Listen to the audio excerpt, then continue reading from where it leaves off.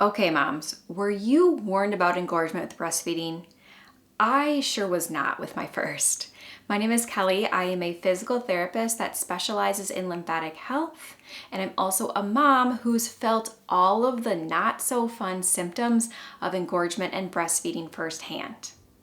So in this video, let's learn how to correctly use lymphatic drainage to relieve the swelling and pain and help your baby latch successfully. So do you remember the old advice, things like pump aggressively to completely empty the breast, maybe take hot showers and massage hard? These approaches may seem like they help briefly, but then they're likely to backfire later because they signal the body to make even more milk over time and they increase inflammation and pain. And the goal is not to drain everything out. It's to reduce the swelling so your baby can latch and your body can find its natural rhythm. Engorgement isn't just too much milk in there. It's actually fluid retention and inflammation in your breast tissue causing these symptoms. So we need to gently encourage that excess fluid and inflammation to drain out of the tissues through your lymphatic system. It's best to do this routine directly on the skin if possible. And you can do this 2 to 4 times daily, especially about 15 to 20 minutes before feeding or pumping to help soften the area.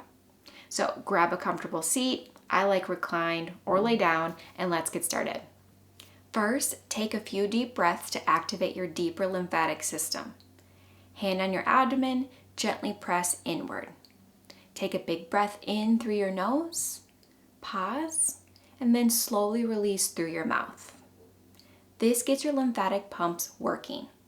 Try 3 more breaths, really focusing on that slow exhale. Now, we're going to open up the drainage pathways by stimulating the lymph nodes. This may seem like a waste of time, but if these areas aren't draining well, you're going to remain backed up with fluid. So massage light circles at your collarbone and also in your armpit. These are where all of your breast lymphatics drain to. Massage at least 8 to 10 circles in each area using your full hand. Now, here's the key for engorgement. We're not trying to empty. We're simply trying to soften. So next, use gentle sweeping motions starting from the inner breast to the outer breast towards your armpit where the lymph nodes are, encouraging that lymphatic drainage and fluid flow. Try doing at least 5 to 10 strokes in each area, but feel free to spend more time if desired. Just make sure your pressure is very light because deep pressure can add more inflammation and your lymphatic vessels are just right under the skin. For the inner breast, you can guide the fluid towards the midline or the sternum because you do have some lymph nodes near the sternum that can be helpful too. Try this routine right before you plan to feed or pump for even 2 to 5 minutes. The goal is just enough softening for comfort and latching. Let your baby do the work from there to empty out the milk or pump just until you're comfortable, not until you're empty. Remember, severe engorgement is typically a short phase as your body learns to regulate the supply. For me, it was around 8 days with my first baby and 5 days or so with my second, because that second baby, I was more consistent with that lymphatic drainage.